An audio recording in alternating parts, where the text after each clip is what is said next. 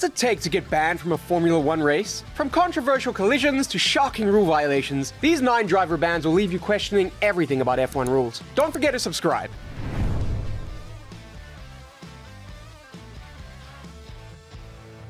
Romain Grosjean's infamous race ban in 2012 earned him the nickname First Lap Nutcase, and for a good reason. The 2012 Belgian Grand Prix at Spa-Francorchamps started under perfect weather conditions, but chaos erupted seconds after the lights went out. Grosjean, driving for Lotus, aggressively moved across the track at the start, squeezing Lewis Hamilton's McLaren towards the grass. The two cars made contact, sending Grosjean's Lotus out of control and triggering a massive chain reaction. Grosjean's car collided with Fernando Alonso's Ferrari, narrowly missing Alonso's head as it launched over the Spaniard's cockpit. The incident also involved Sergio Perez's Sauber and Kamui Kobayashi's cars. In total, 4 cars were eliminated from the race before the first corner. The race stewards wasted no time reviewing the incident, placing the blame squarely on Grosjean. Their investigation highlighted that Grosjean's aggressive move to cut across Hamilton was both unnecessary and dangerous. Given the sheer scale of the crash and its potential consequences, the stewards decided to hand Grosjean a 1-race ban and a €50,000 fine. To be fair, Grosjean's ban wasn't solely based on the Spa incident. By the 12th round of the 2012 season, Grosjean had already been involved in 7 first-lap collisions. While his speed and talent were undeniable, he secured 3 podiums that year. His inability to manage the chaos of the opening laps had become a recurring issue. For Lotus, the ban was a significant blow as the team was forced to replace him with reserve driver Jerome D'Ambrosio for the following race at Monza, where D'Ambrosio finished 13th, scoring no points. In the immediate aftermath, Grosjean accepted responsibility for the crash and apologized to the affected drivers. In interviews, he described the crash as a turning point in his career, stating that it forced him to reevaluate his approach to racing. Over the next few seasons, Grosjean adopted a more calculated driving style, focusing on consistency. While he never fully escaped the shadow of the first lap nutcase nickname, his improved performance and mature approach earned him respect on the grid.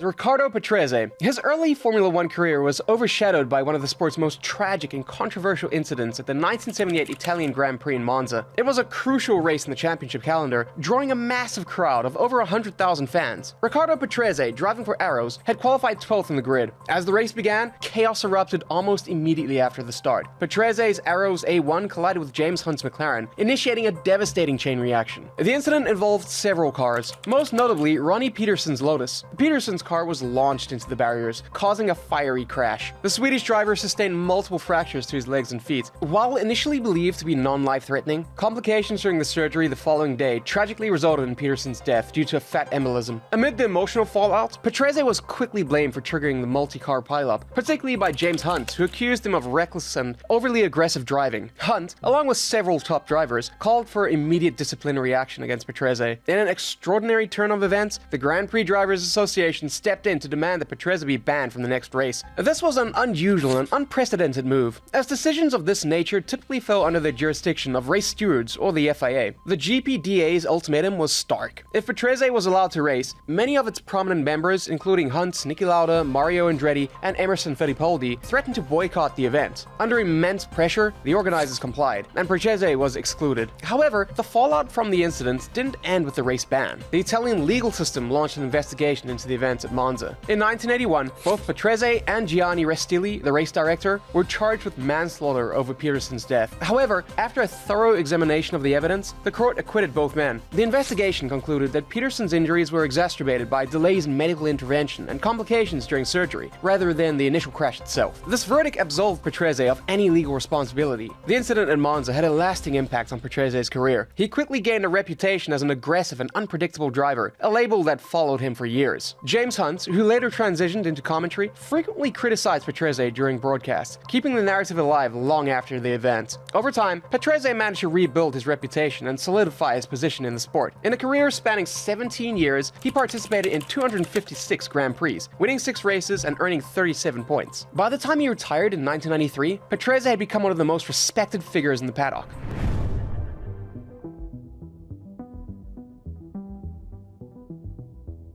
I had to put Ayrton Senna. We'll talk about two of his races here, which both took place in Japan. The 1989 Formula 1 season was dominated by the intense rivalry between McLaren teammates Ayrton Senna and Alain Prost. Both drivers were at the peak of their powers, and their relationship had deteriorated into open animosity. Heading into the second-to-last race of the season at Suzuka, Prost led the championship, and Senna needed a win to keep his title hopes alive. In the race, Prost and Senna were locked in a fierce battle. On lap 47, Senna attempted an ambitious overtaking move on Prost at the chicane leading into the main straight. Prost, anticipating the move, closed the door, resulting in a collision. Both cars came to a stop, and Prost retired on the spot, believing his championship was secured. Senna, however, did not give up. Marshals assisted him in pushing his car back onto the track. After navigating a detour to escape the road, he resumed the race. Despite the setback, Senna drove with extraordinary determination and managed to overtake Alessandro Nannini to claim the win, seemingly keeping his championship hopes alive. However, Senna's joy was short-lived. The FIA disqualified him for allegedly rejoining the track improperly by cutting the chicane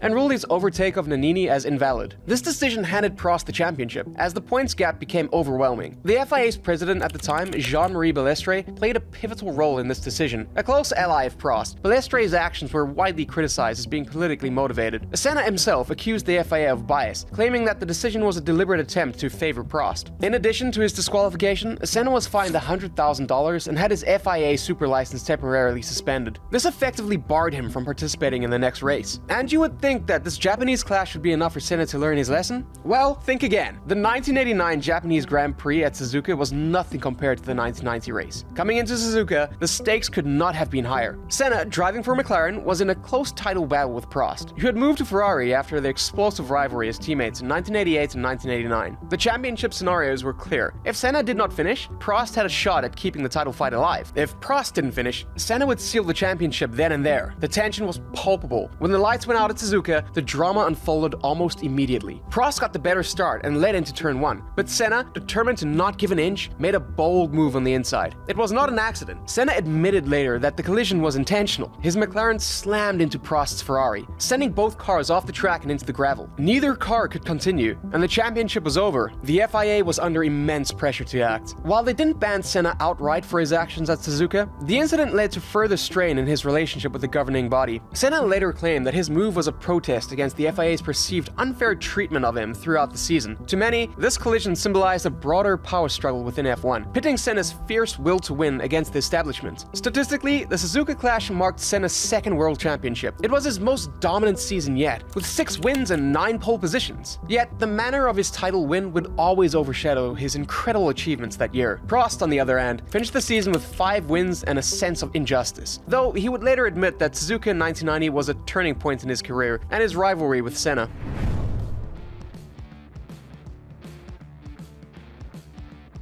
Kevin Magnussen's ban from the 2024 Azerbaijan Grand Prix marked a significant moment in modern Formula 1. It was the first time since the penalty point system's introduction in 2014 that a driver was suspended for accumulating 12 points within 12 months. The penalty point system in Formula 1 was introduced in 2014 to deter repeat offenders and encourage cleaner driving standards. Under the system, drivers who accumulate 12 penalty points within a 12-month period receive an automatic one-race ban. Kevin Magnussen, driving for Haas, became the first victim of this rule since its inception. It all started in Saudi Arabia, where he caused a collision with Alex Albon, resulting in 3 penalty points. He caused another collision in China, adding 2 penalty points to his super license. He was more of a missile than a driver at that point. The trend continued in the main race in Miami. Magnussen collided with Logan Sargent, adding another 2 points to his total. More than that, Magnussen left the track and gained a lasting advantage on multiple occasions, leading to 3 additional penalty points. These incidents brought his tally to 10 points before the Italian Grand Prix. The incident at Monza appeared relatively minor compared to some of the collisions we've seen in F1 history. Magnussen made a miscalculated move during a chicane, resulting in contact with Gasly. The stewards handed him a 10-second penalty during the race, along with the 2 penalty points that ultimately pushed him over the limit. Magnussen's ban meant Haas had to find a replacement driver for the Azerbaijan Grand Prix. Reserve driver Oliver Bearman, a rising star in F2, was called up to take Magnussen's seat. For Haas, the situation presented an opportunity to test a young talent in a high-pressure environment. For Magnussen, the ban served as a stark reminder of the importance of clean racing.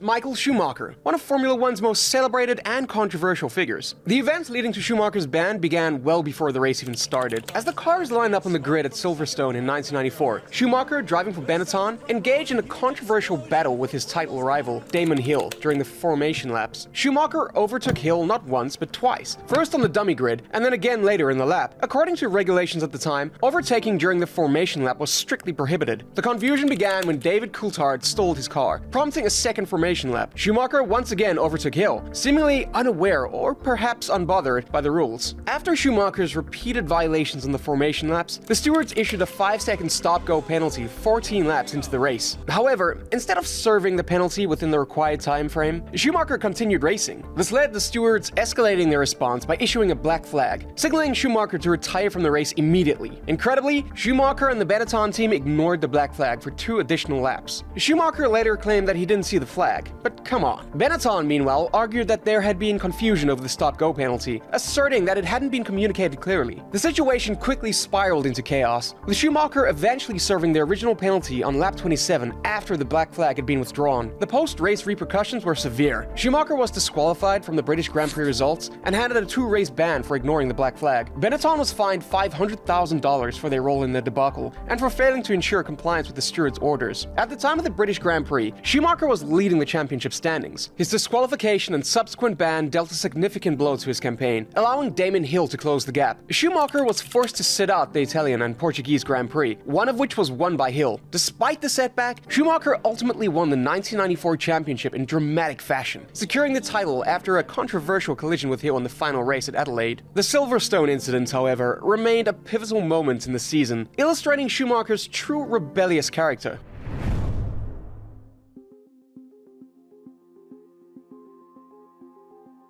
This time we are looking at Eddie Irvine, then driving for Jordan, who was in his first full season of F1. Known for his aggressive driving and willingness to take risks, Irvine was looking to make a name for himself. The Brazilian Grand Prix at Interlagos was the opening race of the season, and tensions were already running high. Teams were adapting to the new regulations banning electronic driver aids, and the field was more competitive than ever. On lap 35 of the race, Irvine became the central figure in a 4-car pileup. Irvine moved left to avoid Martin Brundle's slowing McLaren, unaware that Verstappen's Benetton was alongside. The resulting contact forced Verstappen onto the grass, causing him to lose control and spin back across the track. The situation escalated when Verstappen's car collided with 3 other cars, Jordan, Ligier, and McLaren. The McLaren was launched into the air. Miraculously, Brundle, who was driving the McLaren, escaped unharmed. The race stewards quickly attributed blame to Irvine for causing the collision. Initially, he was handed a 1-race ban and fined $10,000. However, Jordan decided to appeal the penalty, a move that backfired spectacularly. Irvine's reputation for aggressive driving worked against him, especially with his previous altercation with Ayrton Senna at the 1993 Japanese Grand Prix. In that incident, Irvine had infuriated Senna by unlapping himself aggressively, leading to a post-race confrontation where Senna famously punched him. The FIA reviewed the Interlagos incident in greater detail and decided to extend Irvine's ban to 3 races, making it clear that reckless driving would not be tolerated. The 3-race ban was a significant setback for Irvine's campaign. He missed the Pacific, San Marino, and Monaco Grand Prix, returning only for the Spanish Grand Prix in June. While his absence allowed Jordan to field substitutes, including Aguri Suzuki, the team struggled without their regular driver.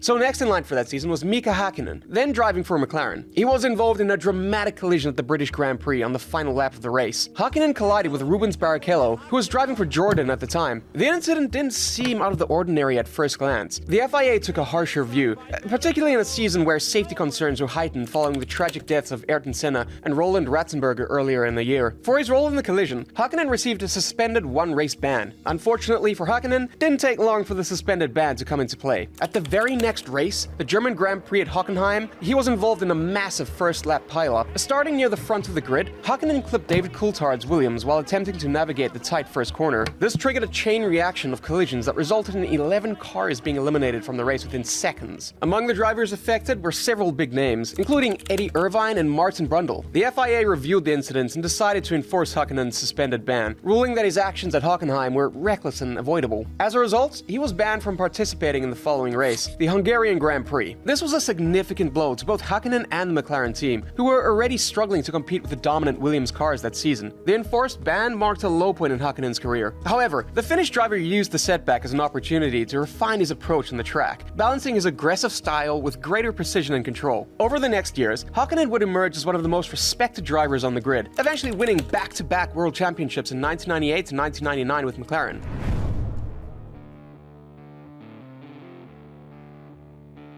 Nigel Manel, one of the most charismatic and determined drivers in Formula 1 history, who found himself at the center of controversy during the 1989 Portuguese Grand Prix at Estoril. Manel entered the Portuguese Grand Prix driving for Ferrari. That year, Ferrari's reliability issues and team management challenges had made consistency hard to come by. Despite this, Manel started the Portuguese Grand Prix from the second row on the grid, thanks to the raw speed of the Ferrari 640. The race began well, and by lap 39, Manel built a solid lead of over 20 seconds over his teammate Gerhard Berger. It looked like he was on course for a dominant victory, but as he approached the pits for a routine tire change, everything changed. Coming into the pit lane too fast, Manel locked up his wheels and overshot his pit box by an entire car length. This was not only a critical error, but also a dangerous one. Instead of driving another lap to safely re-enter the pit box, Manel chose to reverse his Ferrari down the pit lane, a move explicitly forbidden by the FIA's rules. For reversing in the pit lane, Manel was shown the black flag, signaling his immediate disqualification from the race. In the heat of the moment, Manel claimed he did not see the black flag or understand its significance, and he continued racing as if nothing had happened. Meanwhile, Manel's on-track battles added another layer of complexity to the situation. He was locked in a fierce duel with Ayrton Senna, the reigning world champion, who was in the thick of a title fight with Alain Prost. The tension on the track was palpable, and the stakes were enormous. Manel, fully focused on his battle with Senna, ignored repeated attempts by race officials to inform him of the disqualification. On lap 49, Manel made an ambitious move on Senna into the first corner. The two cars collided, sending both drivers out of the race. This incident not only ended Manel's race, but also had major implications for the championship, as it deprived Senna of valuable points. The stewards took a dim view of Manel's actions, particularly his disregard for the black flag and the subsequent collision with Senna. They ruled that his actions endangered other drivers and showed a blatant disregard for the rules. As a result, Manel was fined $50,000 and banned from the next race, the Spanish Grand Prix at Jerez. Ferrari, determined to contest the decision, initially protested the ban. However, with little legal ground to stand on, they ultimately gave up. Manel's disqualification and the ban effectively ended any slim hopes he had of contending for the championship that year. He finished the 1989 season fourth in the standings, with 2 wins and a total of 37 points. Unlike Manel, we're still on track to hit our 5,000 subscriber goal by January 25th, 2025. So don't forget to hit the subscribe button.